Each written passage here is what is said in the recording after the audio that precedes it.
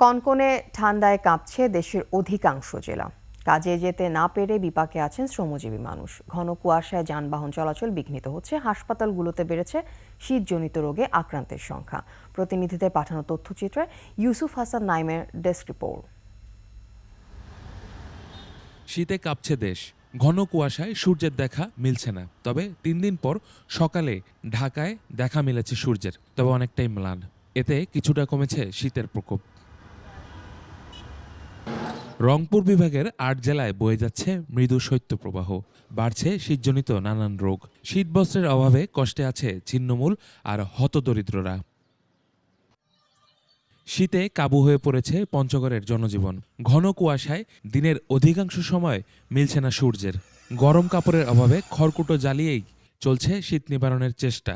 হাসপাতালগুলোতে বাড়ছে শীতজনিত রোগীর সংখ্যা। চুয়াডাঙ্গায় ঘন কুয়াশা ও হাড় কাঁপানো শীতে জনজীবন বিপর্যস্ত হয়ে পড়েছে। কুয়াশা থেকে ধানের বীজতলা রক্ষায় কৃষি সম্প্রসারণ অধিদপ্তর জারি করেছে বিশেষ সতর্কতা। ঠান্ডা বাতাসে দুর্ভোগে পড়েছেন কর্মজীবীরা।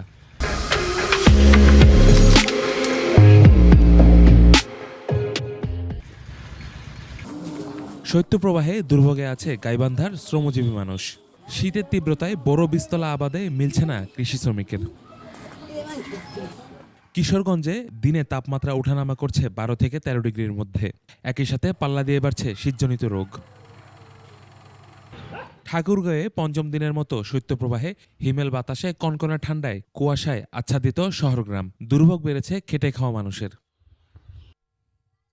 মৌলভীবাজারে শীতে জনজীবন বিপর্যস্ত। ঘন কুয়াশার কারণে যানবাহন চলাচলেও বিঘ্ন ঘটছে। দুর্ভোগে রয়েছে চা শ্রমিক ও দিনমজুররা। এদিকে ঘন কুয়াশায় শুক্রবার রাত 11টা থেকে প্রায় 9 ঘন্টা বন্ধ ছিল দৌলতদিয়া পাটুরিয়া নৌ রুটে ফেরি চলাচল। Yusuf Hasan Naim, desk report, 21 television.